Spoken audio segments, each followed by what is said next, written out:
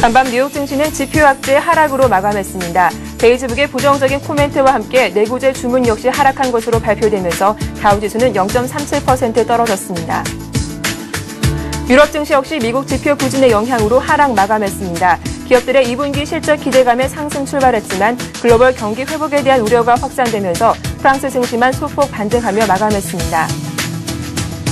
국제유가는 예상 밖의 공급 과잉으로 가격이 하락했습니다. 지난주 미국 정부가 최근 4년 사이에 가장 많은 양을 원유로 수입했기 때문인데요. 배럴당 51센트 줄어든 76달러 99센트에 마감했습니다. 미국의 6월 내구재 주문이 예상 밖으로 감소했습니다. 전달에 비해 1% 하락한 것인데요. 전문가들은 오히려 1.1% 상승할 것이라고 예상하기도 했습니다. 미국 연방준비제도는 어제 베이지북을 통해 최근 미국 경기에 대해 회복이 이어지고 있지만 성장 속도가 다소 둔화되고 있다고 진단했습니다. 세계 2대 항공기 제작업체 중 하나인 보잉이 2분기에 7억 8,700만 달러의 순이익을 기록했습니다. 이는 지난해 같은 기간 대비 21% 줄어든 것이지만 전문가들의 예상치는 다소 상회한 것으로 나타났습니다.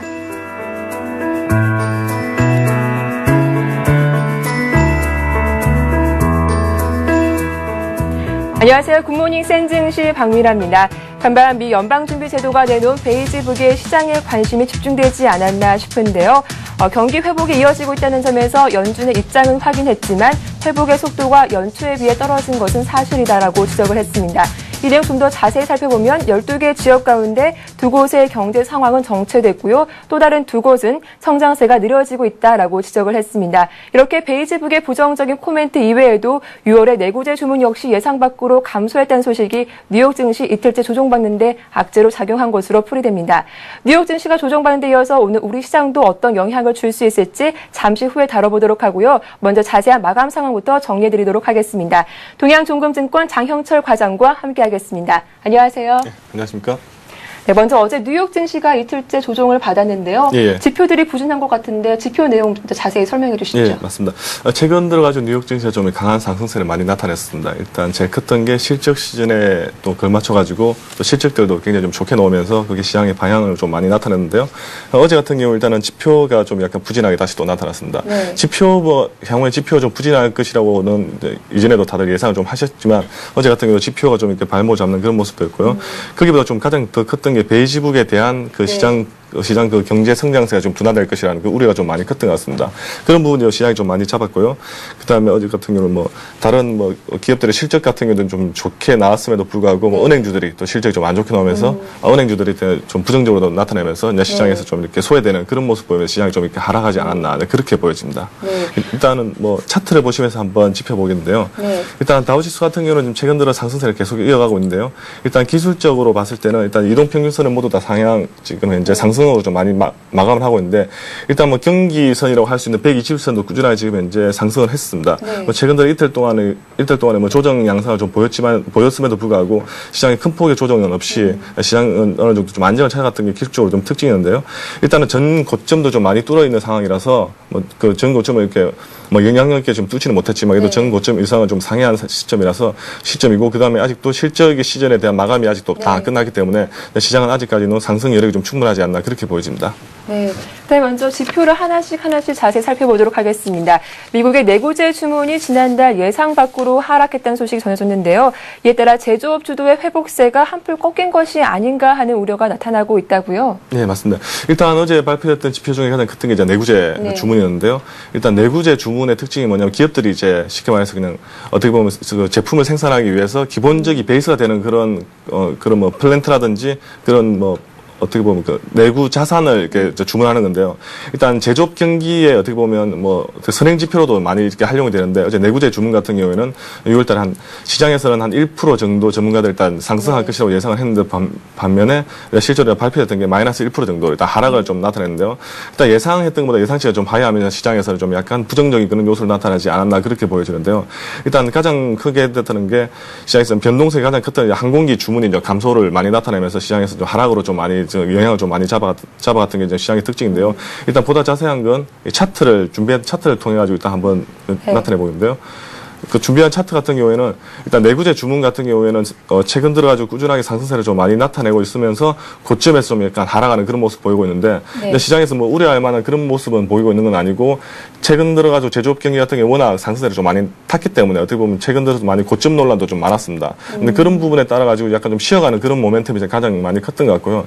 시장 자체는 꾸준하게 하락세를 좀 나타내는 것보다는 어떻게 보면 뭐 주가로 따져버리면 지금 이제 고가에서 어느 정도 지금 이제 정체된 상태이기 때문에 이런 부분 같은 경우도 경기가 다시 또 한 번 더 회복 양상을 좀 보이면은 다시 한 번 더 꾸준하게 상승할 수 있는 그런 여력이 충분하기 때문에 시장에서는 그렇게 크게 영향을 좀 많이 받지는 않았고 오히려 상품 시장이 오히려 영향을 좀 받았던 게 특징이 아니었나 그렇게 보여집니다.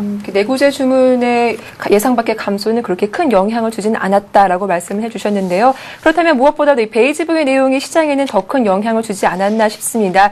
앞으로 2주 후면은 FOMC 회의가 다시 열리는데 그때 이 베이지북 내용이 중요한 변수로 작용할 예정이라고요. 예, 맞습니다. 일단 베이지북의 영향에 따라 가지고 쉽게 말해서 그 시장에 대한 뭐 금리라든지 그런 게 이제 조정이 좀 많이 되는데요. 일단 어제 같은 경우는 이제 베이지북 같은 경우는 연방준비은행이 지금 자리 잡고 있는 12개 지역에 대한 그 경제 성장률이라든지 경제 성장이 어떻게 변할 것이라는 걸 미리 이렇게 점쳐보는 그런 자리인데요. 일단 미국 12개 지역 경제 보고서를 한번 발표해 본 결과 대부분이 예전에 비해서 경제 회복을 좀 많이 하고 있는 상태지만은 예전만큼의 경제 회복 그 성장세는 좀 많이 둔화될 것이라고 이제 그렇게 좀 발표를 좀 많이 나타냈습니다. 일단 시장에서는 이게 크게 이슈화될 만한 부분은 일단 아니었고 시장에서 많이 좀 알려졌던 부분인데 일단은 최근 들어가지고 가장 이렇게 뭐 실적이라도 기업들이 굉장히 좋게 나오고 있음에도 불구하고 이렇게 향후에 시장 성장세가 많이 둔화될 것이라는 우려에 오히려 투자자들이 좀 많이 심리가 움직이지 않았나 그렇게 보여지는데요. 일단 뭐 부동산이라든지 아니면 뭐 다른 경기 전반에 대해서 약간 성장세가 좀 많이 둔화될 것이라고 나타냈던 게 이제 시장의 좀 특징이었는데요. 일단 대부분 지역에서 일단 제조업 경기는 많이 활성을 나타내고 있지만은 향후에는 성장성이 많이 둔화될 것이라기 때문에 그런 부분도 우리가 좀 많이 우려해야 되겠다는 부분이 가장 많이 컸던 게 시장의 특징이 아니었나 그렇게 보여집니다. 네, 이렇게 지표가 부진하면서 2분기 실적을 내놓은 기업들이 많았음에도 불구하고 이런 어닝 모멘텀이 제대로 빛을 발하지는 못했던 것 같습니다. 어제 기업들 실적을 많이 발표했는데 어떤 기업들이 먼저 실적을 발표했는지 차근차근 짚어보도록 하죠. 네. 먼저 보잉부터 살펴볼까요? 예, 일단은 보잉 하면 뭐 대부분 이제 알다시피 항공기 제조업체인데요. 일단 보잉 같은 경우는 순이익이 한 7억 8,700만 달러 정도로 일단은 나타냈는데 실제로는 전년 대비해서는 21% 정도 오히려 하락하는 모습 보였습니다. 이게 전년에 같은 경우에는 일단 경기 회복세를 좀 나타내면서 항공기 수요가 굉장히 좀 많았던 게 어제 보잉의 특징이었는데 일단 그런 부분에 따라 가지고 매출액 같은 경우 굉장히 좀 많이 늘어났음에도 불구하고 전년대 워낙 많이 늘어났기 때문에 시장에는 매출액이 감소되는 그런 효과를 좀 많이 나타냈는데요. 근데 시장에서는 그렇게 크게 뭐 보잉에 대해서 크게 좀 움직이는 그런 모습을 좀 덜했던 게 시장의 특징이었는데 가장 컸던 게 항공기 같은 것도 많이 좀 만들었음에도 불구하고 매출은 굉장히 많이 나타났는데 실제로 이게 매출이 그 매출 전달로 이어져가지고 실제로 어떻게 자금 결제가 됨에 따라가지고 순이익의 발표가 나타나야 되는데 그런 부분이 좀 많이 나타나지 않다 보니까 어떻게 보면 실적이 좀 이렇게 저조하게 그런 나타나는데요. 작년보다는 오히려 감소했다고 예, 맞습니다. 예상치는 상회했고. 예, 예. 일단은 매출처 같은 경우는 굉장히 좀 매출은 많이 늘어나 있는 상태였는데 실제로 매출이 좀 많이 항공기가 좀 이렇게 많이 매출로 지연이 되다 보니까 이 결제 부분에 다른 부분이 좀 이렇게 늦게 나타나면서 오히려 매출 부분이 좀 떨어지는 그런 모습 보이는데 근데 이런 부분이 시장에서는 그게 알려지면서 그렇게 특징적으로 좀 많이 타치를 좀 많이 안 했던 부분이지 않았나 그렇게 보여지고요. 두 번째로 발표했던 게 이제 코닝인데요. 일단 코닝이 2분기 매출이 이제 전년도 대비해서 한 23% 정도 증가를 좀 많이 나타냈습니다. 순이익 한 9억 1,300달러 정도로 300억 달러 정도로 좀 나타냈는데 가장 컸던 게 IT 기업들의 IT 수요의 증가가 아니었나 그렇게 보여지는데 대부분이 일단은 디스플레이 IT에 들어가는 디스플레이 그쪽 부분에 대한 매출이 굉장히 좀 많이 컸던 게 시장에서는 크게 매출로 좀 이어지지 않았나 그렇게 보여집니다. 네, 오늘 오전에 발표된 내용 중에 비자가 또 2분기 순이익을 발표를 했습니다. 또 예상치를 상회하다 나타나면서 시장의 주목을 받고 있는데요. 비자 어떻게 실적이 나타났을까요? 예, 일단 비자 같은 경우에도 일단 최근 들어가지고 소비자 심리가 좀 이렇게 많이 회복을 나타내면서 대부분의 카드 업종들의 좀 이렇게 실적도 좀 많이 두드러졌는데요. 그 중에서 하나가 또 비자가 이제 실적을 발표했는데 실제로 3분기 같은 경우는 예상을 좀 많이 상회했습니다. 전년비에 대해서 한 23% 정도 증가한 20억 달러 정도로 마감하면서 시장에서 좀 이렇게 반향을 좀 일으키지 않았나 보여지는데 시장 마감하고 나서 나타났던 상황이기 때문에 아마 오늘 다우 증시에서 좀 약간 흔들림이 좀 어떻게 보일지 아마 기초가 좀 주목되는 그런 시점입니다. 이렇게 뉴욕 증시 또 기업들의 뉴스 호재가 드물었는데 특히 신용평가사 무디스가 전일장 마감 후에 뱅크 오브 아메리카, 시티그룹 등에 대한 등급 전망을 또 부정적으로 낮춘 게 은행주 하락에 영향을 줬다고요? 예, 맞습니다. 어제가 또 이례적으로 금융기업들에 대한 그 신용 증급을 좀 약간 부정적으로 좀 많이 나타냈는데, 네. 그 금융기업들도 보면 대부분 큰 게 뱅크 오브 아메리카나 시티그룹이나 웰스파워 같이 대형 금융기관들에 대한 신용 등급을 좀 이렇게 하향하는 그런 모습 보였는데요. 일단 가장 컸던 전망이 지금 현재로서는 실적이 굉장히 좋게 나오고 있지만 향후에 실적이 좀 안 좋을 것이라고 네. 좀 예상을 많이 되고 있는 그런 부분하고, 그다음에 최근 들어가지고 실적이 향후에 그 4분기 또 넘어가지고 내년 분기까지는 아무래도 금융기업들에 대한 기존에 대한 그 매출에 대한 그런 자산 상각 부분이 좀 많이 일어날 것이라고 예상되고 있기 때문에 네. 그런 부분에 대해서 실적의 발목을 잡지 않을까 라는 그런 판단 때문에 무디스가 그 신용 등급을 좀 이렇게 부정적으로 나타냈던 것 같은데요. 이런 부분은 어제 금융기업들에 대해서 좀 약간 크게 좀 타격을 좀 받는 그런 모습 보였습니다. 대부분 한 1%대 이상 정도 하락하면서 시장을 하락하는 그런 모습 보이는데요.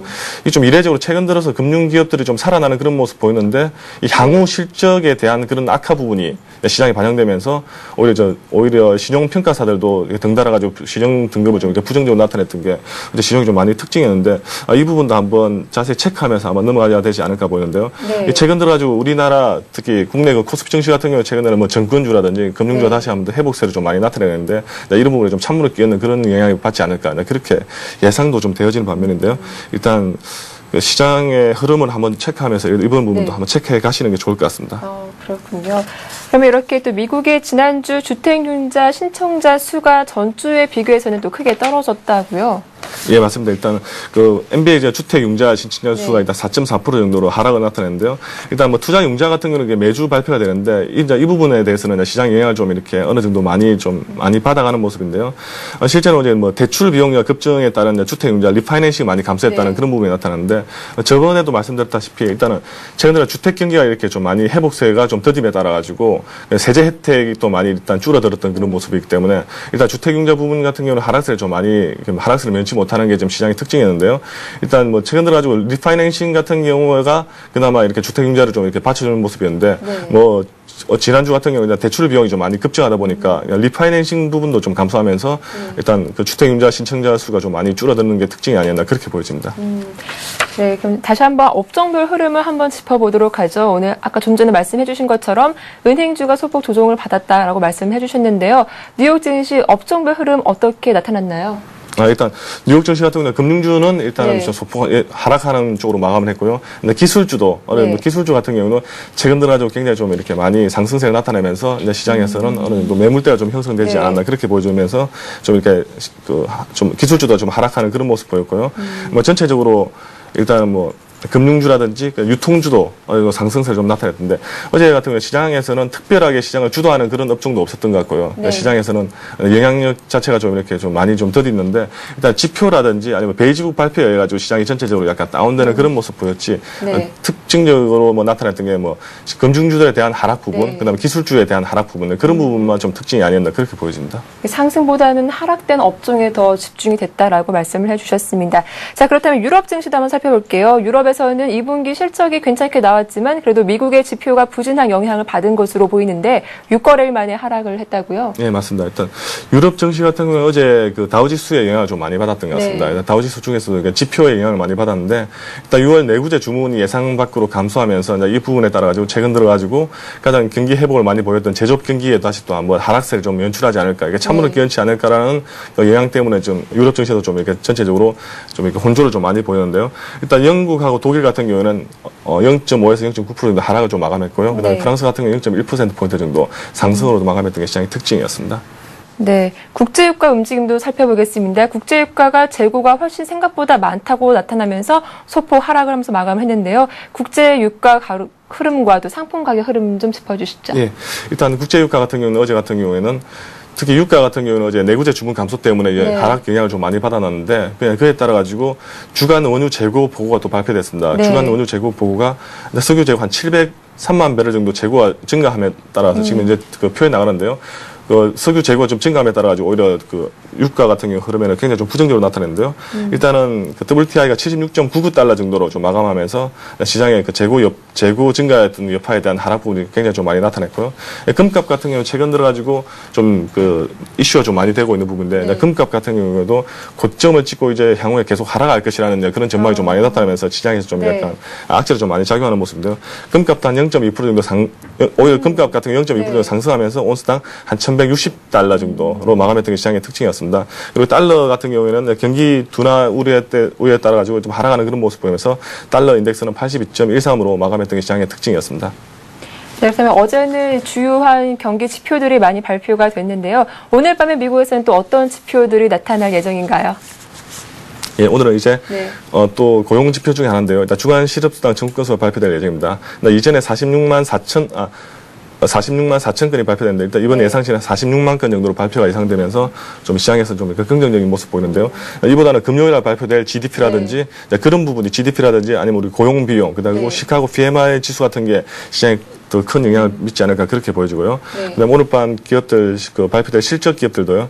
일단은 엑스모빌이 시장에 이제 발표될 거고 그다음에 구디어 네. 타이어, 그다음에 무디스, 모토로라, 그다음에 메트라이프가 발표될 예정인데요. 네. 시장의 전망, 시장의 예상치 같은 경우는 일단 이전치에 비해서는 다들 이렇게 상승 마감으로 많이 나타내는데 네. 시장이 좀 특징적으로 체크해 볼 만한 게 엑스모빌과 그다음에 엑스모빌과 그다음 모토로라, 그다음에 네. 메트라이프 같은 보험주들의 특징이 좀 이렇게 나타나지 않을까 보여지는데 네. 이런 부분 실적 자체가 만약에 시장의 예상보다도 좀 더 상회할 경우에는 다우지도 다시 한 번 더 상승하는 그런 모습 보이지 않을까 그렇게 보여집니다. 네.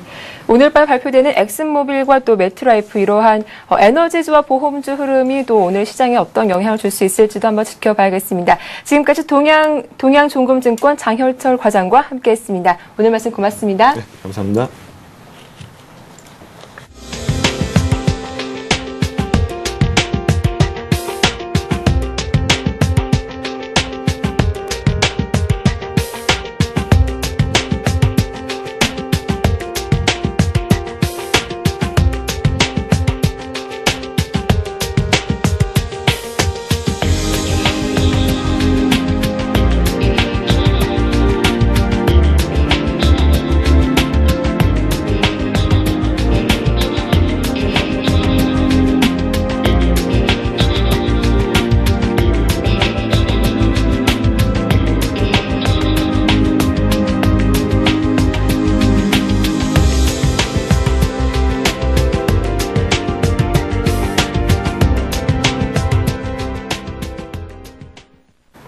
네, 이렇게 뉴욕 증시는 이틀째 조정을 받았습니다. 부진한 경기 지표가 악재로 작용을 했는데요. 이러한 경기 지표를 덮어줄 수 있는 어닝 모멘텀이 있었음에도 그 빛을 발하지는 못했던 것 같습니다. 어제 우리 지수도 한번 살펴볼게요. 어제 코스피 지수는 1770포인트를 지지하면서 다시 고점으로 연고점을 다시 쓰기도 했는데요. 이렇게 코스피 지수는 연고점을 경신하고 있지만 체감으로는 글쎄요. 경기 회복이 조금 나타나고 있는 것 같지는 않습니다. 자, 자세한 전망 함께 짜보도록 하겠습니다. 교보증권 여의도 지점 김학현 차장과 살펴보도록 하죠. 안녕하세요. 안녕하세요. 네, 어제 먼저 우리 시장에 대해서 한번 정리를 부탁드릴게요. 네, 전일 시장에 대해서 한번 종합적으로 점검을 해보도록 하겠습니다. 세 가지 지표를 통해서 좀 분석을 해보겠는데요. 첫 번째는 수급 현황이 어떻게 나타나고 있는가를 좀 분석을 해보겠고, 네. 두 번째는 주도주와 시장과의 관계가 어떻게 형성되고 있는가, 마지막으로는 그 해외 증시의 모습은 어떤가라는 부분에 대해서 종합적으로 좀 점검을 해보도록 하겠습니다. 먼저 수급적인 상황을 보면 수급적인 상황은 최근에 시장에서 계속 보여온 그러한 수급 상황과 크게 다르지 않습니다. 외국인들이 6거래일째 순매수를 지속하고 있는 가운데서 프로그램 매수 역시 2천억 원이 넘는 금액이 유입이 됐습니다. 그래서 외국인과 프로그램 매수가 시장을 이끄는 국면이 지속이 되고 있고, 이렇게 외국인과 프로그램 매수가 유입되는 틈을 타서 기관이 차익 실현에 나서는 양상은 지속이 됐습니다. 전일 기관의 양상은 프로그램 매매를 감안을 했을 때 약 3천억 가량을 매도를 했습니다. 그래서 네. 기존의 수급적인 구도가 계속 지속이 되고 있다. 하지만 지수는 계속 신고 지수를 형성을 하고 있다라고 봐야겠습니다. 사실 그 외국인과 프로그램이 매수하고 기관이 매도하는 이러한 수급 구도는 낯설지 않은 상황인데요. 그간 시장이 반등할 때 계속 이러한 수급 구도를 보여왔습니다. 그래서 시장의 일각에서는 그 계속되는 펀드 환매 때문에 네. 기관이 이렇게 매도하는 것이 아니냐라는 시각들이 굉장히 많은데요. 실제적으로 실제적으로 그 펀드 환매 압력은 상당히 크게 작용을 하고 있습니다. 근데 기관이 지금 시장에서 매도하고 있는 규모는 이 펀드 환매 이상의 규모를 상당 부분 매도를 하고 있기 때문에 이러한 수급 구도, 기관이 계속해서 매도를 지속을 하고 있는데도 불구하고 지수가 계속해서 신고가를 갱신을 한다. 네. 또 기관은 지금 펀드 환매 압력 이상의 물량을 계속 매도를 하고 있다.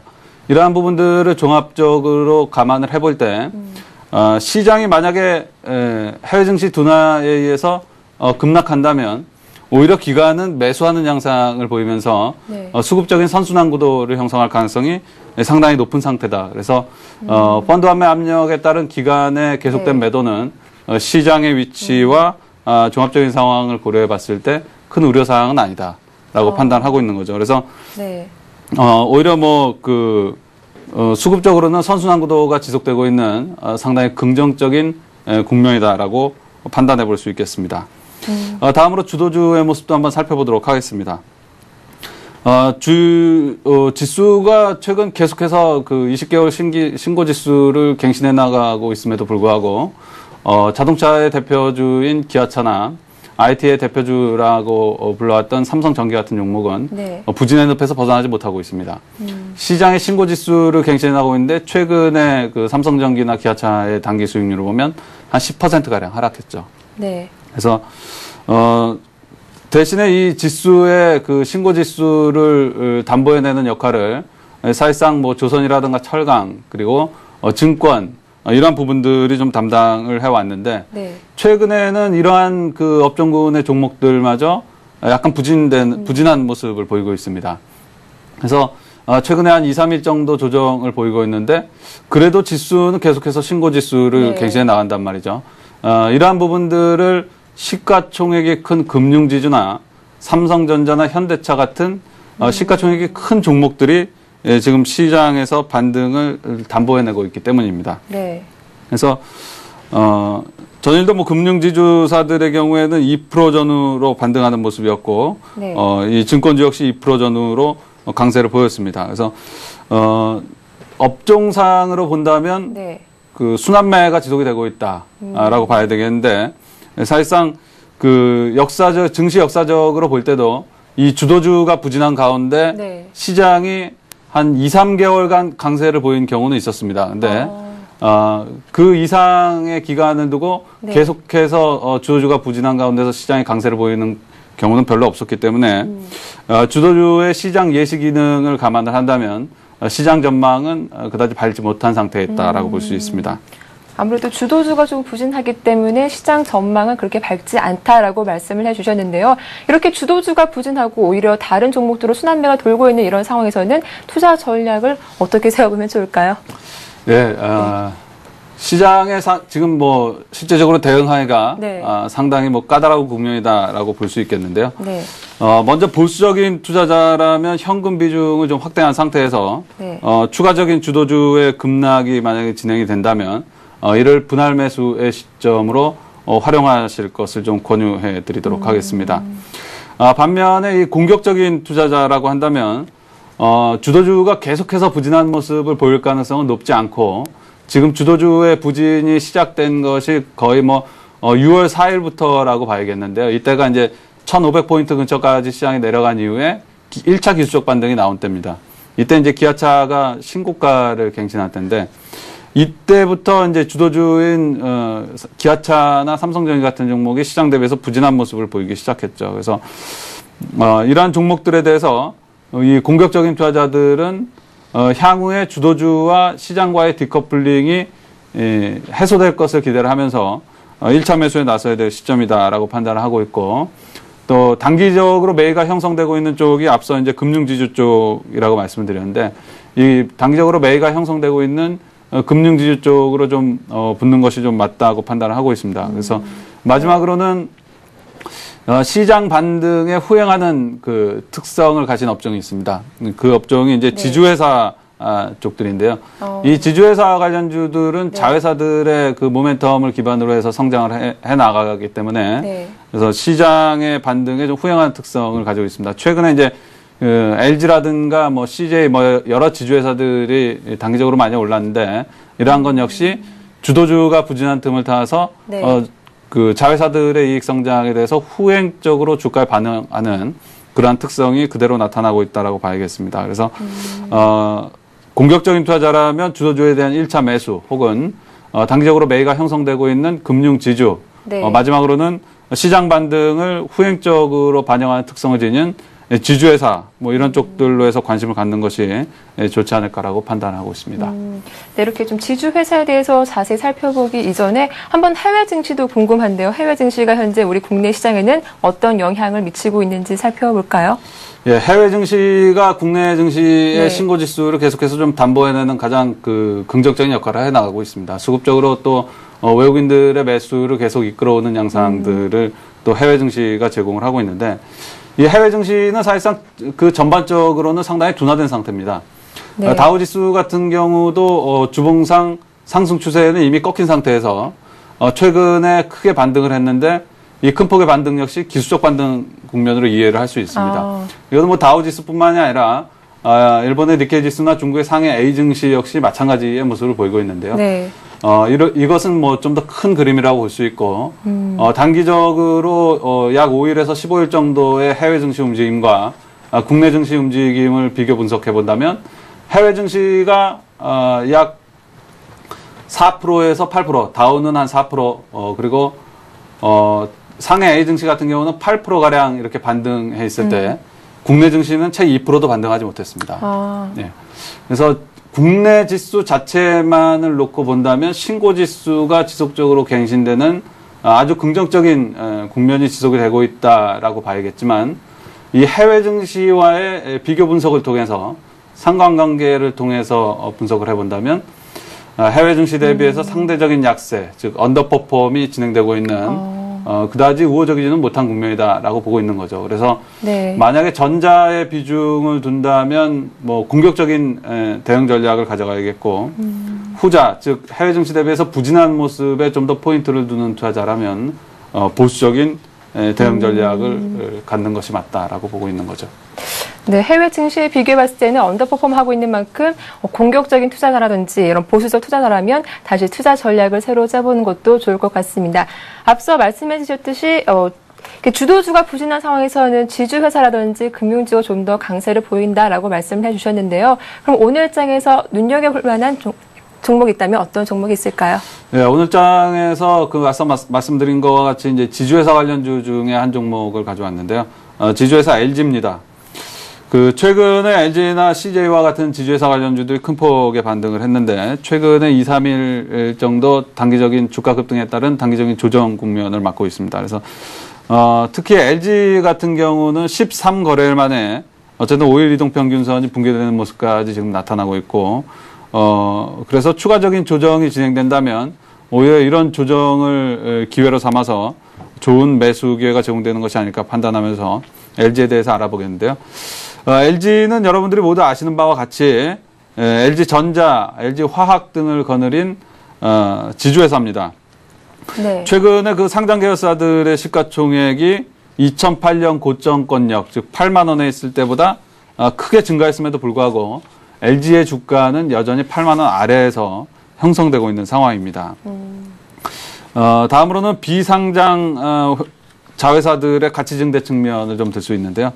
이 대표적인 비상장 회사가 이제 그 LG CNS라든가 실트론과 같은 회사입니다. 이 LG CNS는 경쟁사를 그 SK CNC나 삼성 SDS 정도로 볼 수 있는데 최근에 삼성 SK CNC 같은 경우는 주가가 급등하면서 시장의 주목을 받고 있는 부분을 감안하고 삼성 SDI가 곧 상장 추진할 가능성이 높다는 점, 이러한 부분들을 고려했을 때 LG CNS의 가치도 이제 상당히 증대되는 게 아닌가라고 판단하고 있는 거죠. 그래서 두 번째로 대표적인 그 비상장 자회사인 실트론도 마찬가지인데요. 네. 곧 상장 추진 가능성이 적지 않기 때문에 네. 그 가치는 점진적으로 증대된다라고 볼 수 있습니다. 이 현금 흐름 역시 개선되는 모습을 보일 것으로 전망이 되는데 이 가산동 빌딩과 신문로 LG 사옥 준공에 따른 임대료 수입의 증가가 예상이 되고 자회사들의 이익 성장에 따른 배당금 그리고 브랜드 로열티가 계속해서 증가하고 있는 상황입니다. 그럼 마지막으로 차트 흐름을 한번 살펴보면서 점검해 보도록 하겠습니다. 먼저 그 LG의 주봉을 보고 계십니다. 앞서 말씀드린 내용인데요. 상장 자회사의 가치를 통한 주가의 위치가 지금 어느 정도 되어 있는가를 보고 계십니다. 지금 2008년도 초에 LG의 주가가 8만 원권역에 있을 때 이때 상장 자회사의 시가총액이 38조 원이었습니다. 네. 근데 지금 이 LG의 주가가 8만 원 아래에 있을 때 지금 그 상장 자회사의 시가총액은 47조 원, 약 이전보다 20%가량 증가를 했죠. 그래서 상장 자회사의 가치는 이렇게 증가를 하고 있는데 주가는 결국에 제자리에 있다. 그렇다면 역사적인 주가 움직임으로 봤을 때는 이 주가는 추가적인 상승 가능성이 상당히 농후한 것이 아니냐라고 판단을 하고 있는 거죠.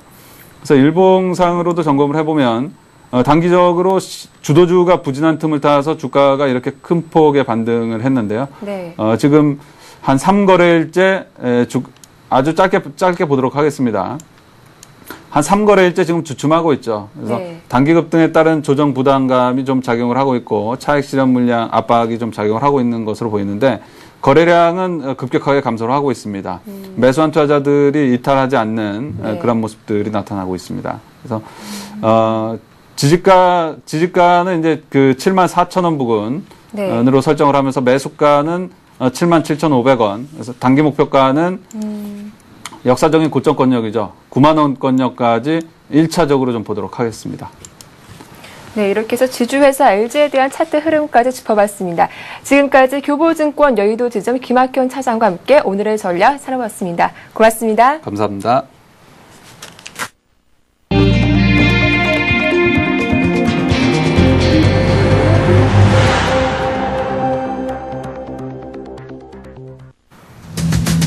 (7.28) 재보궐선거 결과 여야 간 국회의원 속수에 변화가 생겼습니다. 한나라당이 5곳, 민주당이 3곳을 확보하면서 한나라당이 압승했습니다. 건설업계 프로젝트 파이낸싱발 위기가 도로와 철도 사업 등 사회 간접 자본 사업으로까지 번지고 있습니다. 제 영동고속도로 사업은 무산될 위기에 처했습니다. 서민 전용 대출 상품인 햇살론이 출시 이틀 만에 18억 원이 넘는 대출 실적을 올리면서 서민층의 금융 지원을 확대하기 위한 은행권의 신상품이 이르면 다음 달 중 또 나올 수 있을 것으로 전망됩니다. 주식경제부는 다음 달 1일부터 전기요금을 3%대로 올리는 방안을 관계부처와 협의 중이라고 밝혔습니다. 가스요금 역시 인상을 앞두고 있는 상황입니다. 정부가 현행 고속도로 통행요금 체계를 대폭 개편할 방침입니다. 에너지 수요관리 후속 대책으로 녹색교통에 부합하는 요금 체계 개편안을 올 연말까지 확정해 내년부터 시행할 예정입니다. 네, 오늘 이 같은 내용 바탕으로 이슈앤 이슈 서울경제신문 서은영 기자와 함께 알아보도록 하겠습니다. 안녕하세요. 안녕하세요. 네, 먼저 7.28 재보궐선거 결과에 대해서 이야기를 안 할 수가 없을 것 같은데요. 한나라당이 압승을 했다고요? 네, 상당히 예상 밖의 결과였던 것 같습니다. 이번 재보선 전국 8개 지역에서 치러졌죠. 그래서 미니 총선으로도 불렸었는데요. 한나라당이 최대 승부처인 서울 은평을을 비롯해서 수도권과 충청권을 모두 휩쓰는 등 예상을 깨고 5곳에서 승리를 했습니다. 특히 대통령의 남자로 불린 이재호 후보가 국회 재입성에 성공했습니다. 여권 내 역학관계 일대 변화가 예상되는 상황인데요. 또 현 전 정권 경제통으로 각각 대통령 정책실장과 기획예산처 장관을 지낸 윤지식 한나라당 후보와 장병환 민주당 후보가 각각 금배지를 달았습니다. 반면 민주당은 강원 태백 영월, 평창 정선과 원주와 광주 남구 등 3곳에서 의석을 건지는 데 그쳤습니다. 이번 선거 좀 평가를 한번 해본다면 6.2 지방선거 같은 경우에는 정권 심판론에 좀 힘을 실어줬다고 평을 하고 있는데요. 7.28 재보선 같은 경우에는 국정 안정론에 좀 손을 들어준 것이 아니냐, 뭐 이런 평이 가능할 것 같습니다. 6.2 지방선거 패배 이후에 세종시 수정안 폐기 등 애로를 겪던 정부 여당이 최근 발동을 건 친서민 드라이브를 바탕으로 전국 주도권을 쥐면서 또 국정 동력에 탄력이 붙게 됐습니다. 그리고 또 이명박 대통령도 아무래도 좀 임기 후반기 초입 단계에서 좀 우려됐던 레임덕을 좀 피할 수 있는 좀 단초를 마련하지 않았나 뭐 이런 평을 할 수 있을 것 같습니다. 네. 앞으로 정책 변화에도 좀 집중이 될 것 같습니다. 자, 이어서 건설업계 관련된 이 기사를 한번 살펴보도록 하죠. 건설업계 프로젝트 파이낸싱발 위기가 국가 기관망 사업이죠. 이 철도와 도로 등 사업에도 또 악재로 작용을 하고 있는데요. 제 영동고속도로 같은 사업도 지금 무산될 위기에 처해 있다고요? 네, 그렇습니다. 경기 광주와 강원 원주를 연결하는 제2영동고속도로가 2006년 사업자 선정 이후에 지금 4년이 넘었습니다만 첫 삽도 뜨지 못하고 있는 상황입니다. 지난 5월까지 사업비 조달을 위한 금융 약정을 체결해야 했지만 기한을 넘기면서 정부로부터 계약 해지 통보를 받은 겁니다. 일단 사업주간 건설사들은 다음 달 13일로 계약 마지노선을 연장했지만 여전히 자금 조달은 여의치 않는 실정입니다. 제2영동고속도로 외에도 상주 영천고속도로, 또 안양 성남고속도로, 또 이런 것들이 좀 2, 3개월로 자금 조달에 실패할 경우에 계약을 파기당할 위기에 처해 있는 것으로 밝혀졌고요. 여기에 뭐 경기 광명, 서울 우이 신설 경전철 등 수도권 교통망 사업 지연도 장기화할 가능성이 좀 커지고 있습니다. 네, 결국 이렇게 민자 사회 간접 자본 사업들이 이렇게 어려움을 겪고 있는 건 자금 조달이 여의치 않았기 때문일까 아닐까 생각이 드는데요. 이렇게 자금 조달이 어려워진 이유, 무엇 때문일까요? 아무래도 공무형 PF 사업과 마찬가지로 민자 SOC 사업 같은 경우에도 지금까지는 좀 금융권 등 재무적 투자자들에게 좀 의존을 하는 경향이 좀 컸습니다. 그런데 또 정부가 2006년에 민자 SOC 사업의 수익을 보장해주는 최소 운영 수익 보장 제도를 폐지를 했거든요. 네. 그러면서 사업 리스크가 커지니까 재무적 투자자들이 줄줄이 좀 관련 사업에서 손을 떼고 있는 상황인 겁니다. 민자 SOC 사업에 참여한 투자자들 역시 사업 참여를 전제로 무리한 조건을 요구해서 자금 조달이 쉽지 않은 상황이고요. 또 여기에 엎친 데 덮친 격으로 상당수 건설 투자자들이 워크아웃 등으로 어려움을 겪으면서 지분 갈등까지 빚어지고 있는 상황입니다.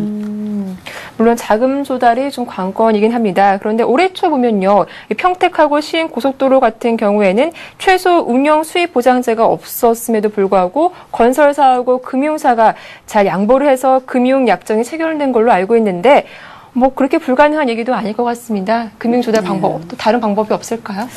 평택 시흥 고속도로 같은 경우는 좀 돌파구를 마련한 것이 아니냐, 뭐 외부에서 봤을 땐 그런 시각도 있는데요. 사실 그 속내를 보면 금융 약정을 체결한 건설사들의 속이 아마 편치 않았을 것이라는 뭐 생각을 할 수 있을 것 같습니다. 그 이면을 보면요, 한라건설 등 건설 투자자들은 사업 자본금의 지분율을 종전 10%에서 30%로 높여줬고요. 완공 후에 또 실제 통행량이 예상 통행량보다 낮을 경우에 재무적 투자자들의 자본금까지 인수하기로 약속을 하면서 이 같은 돌파구를 마련한 겁니다. 리스크를 모두 떠안고 울며 겨자 먹기식으로 사업을 추진한 거죠. 이마저도 양보하지 않았다면 재무적 투자자들과의 금융약정이 불가능했을 거라는 게 관계자들의 설명이고요.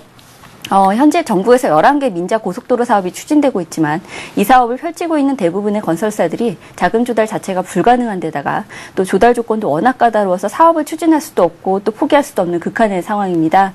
이 같은 문제가 불거진 이유는 함께 사업을 진행하는 금융사들이 아무래도 좀 까다로운 조건을 내걸기 때문인데요. 보통 민자 SOC 사업 같은 경우에는 정부가 일단은 이제 사업을 제안하고 또 민간이 제안하고 또 건설사 금융사가 참여하는 특수 목적법인을 설립해서 사업을 시작을 하는데 이때 건설사가 보통 10%, 금융사가 90%가량의 자본금을 댑니다. 그런데 최근에는 금융사들이 건설사들에게 최대 50% 이상의 자본금 참여와 각종 리스크를 떠안을 걸 요구하고 있는 거죠. 이렇게 사업의 안정성이 좀 불안하기 때문에 건설사들이 좀 부담을 느끼고 있다라고 하면은 운영 수익을 보장해주는 정부의 최소 운영 수익 보장 제도가 폐지된 것이 어쩌면 지금의 이 상황에 좀 악재로 작용하지 않았나 싶은데요. 네, 그건 뭐 근본적인 원인이라고도 할 수 있을 것 같은데요. 익명을 요구한 한 은행권 관계자 얘기를 들어보면요, 수익성보다는 안전성을 요구하는 금융권 입장에서는 민자 사업의 안정성이 불분명해지다 보니까 또 사업에 적극적으로 뛰어들기 어려운 상황이다. 그런 얘기를 했습니다. 정부 입장에서 지금까지 세금으로 인천공항고속도로, 인천공항철도 등의 운영 수익을 보장해주면서 수차례 혈세 논란에 좀 휩싸였었죠. 그러다 보니까 수익보장제도를 부활시키는 것 자체가 좀 부담스러운 상황입니다. 네, 다음 뉴스 살펴보겠습니다. 서민 전용 대출 상품인 햇살론이 출시 이틀 만에 18억 원이 넘는 대출 실적을 올렸다는 보도가 있었습니다. 이렇게 서민 금융 지원 상품에 대한 수요가 그 어느 때보다 높은 것 같은데요. 이렇게 햇살론 인기에 힘입어서 다른 금융권에서 또 신상품을 다음 달 중 출시할 계획이라고 하는데 자세한 소식 전해주시죠. 예, 어제 금융위의 강력한 주문에 의한 후속 대책으로 보이는데요. 어제 오전 권혁세 금융위원회 부위원장이 주요 시중은행 부회장 등과 조찬 간담회를 가지면서 관련 상품 출시를 주문을 했습니다. 여기에 대한 응답으로 은행권은 은행연합회 주관으로 태스크포스를 구성해서 서민 금융 지원을 확대할 수 있는 방향을 좀 본격적으로 모색하기로 했습니다. 햇살론이 주로 신용등급 6에서 10등급을 대상으로 하고 있거든요. 그렇기 때문에 좀 이것만으로는 서민금융을 완벽하게 지원할 수 없는 게 아니냐, 이런 게 금융위의 지적입니다. 4등급 이하로 햇살론의 수혜를 받지 않는 사람들에 대해서 은행권이 지원할 수 있는 방안을 찾아보자는 게 취지고요. 은행권은 TF를 통해서 공동으로 서민금융 지원용 상품을 만들 것인지 혹은 개별적인 상품을 만들 것인지에 대해서 논의를 할 예정입니다. 네. 이제 본격적으로 선거가 다 끝났습니다. 공공요금이 인상될 때가 오지 않았나 싶은데요. 8월부터 전기요금과 또 가스요금이 인상될 거라고 하는데 좀 자세한 소식 전해주시죠. 네. 지식경제부가 다음 달 1일부터 전기요금을 3%대로 올린다는 방안을 관계부처와 최종 협의 중이라고 어제 밝혔습니다. 네. 산업용 전기료는 좀 평균보다 많이 올리고 또 주택용과 농업용 전기요금은 현 수준을 유지하거나 평균을 밑도는 수준에서 소폭 올리면서 평균 3%대의 인상률을 맞추겠다는 방침인데요. 지금 전망으로는 좀 인상률 지난해 평균이었던 3.9%를 좀 살짝 밑도는 수준에서 확정되지 않겠느냐, 이렇게 전망이 되고 있습니다. 무엇보다 또 가스요금 인상 시기나 폭도 초미의 관심사인데요. 지금 인상 초읽기에 들어간 것으로 보입니다. 버스요금과 도로 통행료, 상수도 요금, 청소료 등 억눌려 있던 다른 공공서비스 요금도 잇따라서 오를 것으로 보이는데요. 지금으로선 버스 요금 인상이 좀 가장 앞설 것으로 보입니다. 지금 전국 버스 운송 사업 조합 연합회에서 국토해양부에 강력하게 지금까지 인상을 요구해 왔었고요.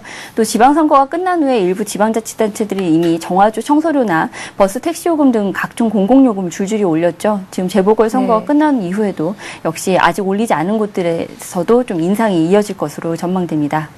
네.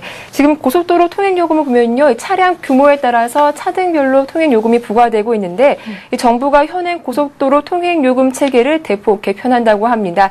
어떻게 변화되는 것인지 한번 설명해 주시죠. 네, 지금 공공요금 인상이 계속 이어지고 있는 상황에서 이렇게 고속도로 통행료까지 오르는 것이 아니냐, 이런 것 때문에 아무래도 지금 국토해양부도 지금 이렇게 요금 체계 개편을 좀 준비를 하면서도 이게 인상으로 비춰질까봐 상당히 조심스러운 입장이라고 합니다. 근데 이제 그 이면을 살펴보면 사실은 인상이 아니라 좀 다소간의 그런 체계의 조정이다, 이런 식으로 설명을 하고 있는데요. 그 내용을 좀 한번 살펴보면요. 어제 국토해양부가 지난해 비상경제대책회의에서 논의된 에너지 수요 관리 대책 후속으로 녹색교통에 부합하는 요금체계 개편은 올 연말까지 확정해서 내년부터 시행하겠다고 밝혔습니다.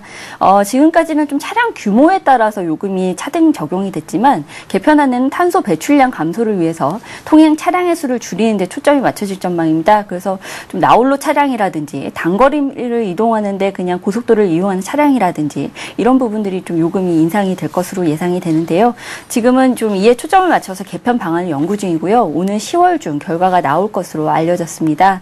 현재 고속도로 운행 요금이 아까 말씀드렸듯이 좀 차량 크기에 따라서 1종 소형차, 2종 중형차, 3종 대형차, 4종 대형 화물차, 5종 특수 화물차 등을 로 나눠서 요금이 부과가 되고 있습니다. 지난 1969년 한국도로교통공사 출범 이후에 거의 이 정도 틀에서 계속 요금 체계가 유지가 됐었는데요. 이번에 개편하게 되면 거의 40년 만에 개편을 하게 되는 겁니다.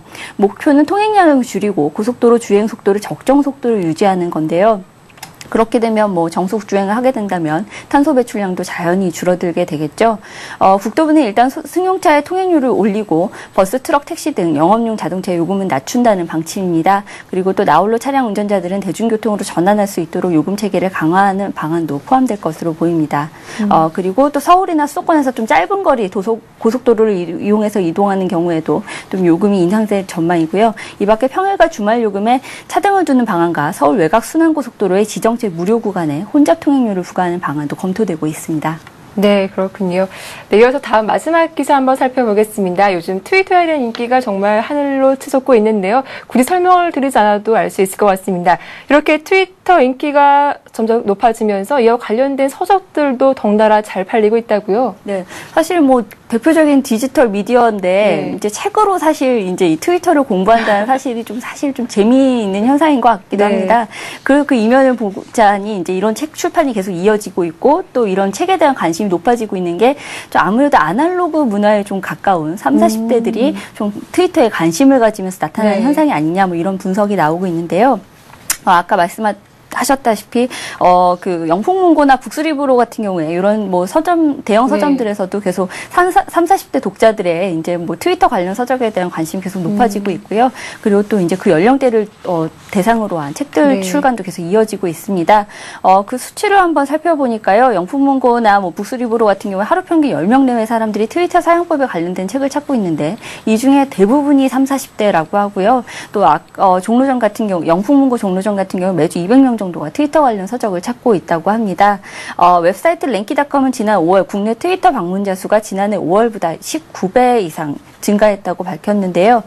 좀 거의 뭐 폭발적인 증가라고 할 수 있을 것 같습니다. 연예인뿐만 아니라 요즘 뭐 기업의 대표라든지 정부 공무원들은 너도나도 트위터를 쓰기 시작하면서 또 트위터를 하자는 정보에 뒤처질 수밖에 없는 상황이죠. 이마트 뭐 쇠고기 이제 네. 뭐 관련 사건도 트위터에서 사실 좀 해명이 이루어지지 않았습니까? 네. 지금 이제 거의 뭐 트위터를 중심으로 해서 거의 소통이 이루어지는 시대가 왔다. 뭐 이렇게도 과언이 아닐 것 같은데요.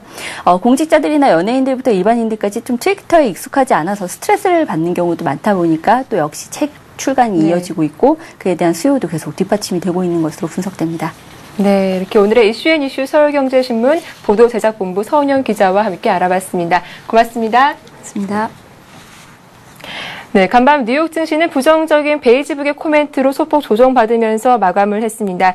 기업들의 호실적도 있었지만 무엇보다 경기 지표에 더 부담을 느끼면서 조정받는 모습을 보여줬는데요. 어제 우리 코스피 지수 장중 종가 기준으로 연고점을 다시 쓰기도 했습니다. 오늘은 또 어떤 흐름을 이어갈까요? 오늘 자세한 투자 전략 잠시 후 출발센 증시에서 짜드리도록 하겠습니다. 고맙습니다.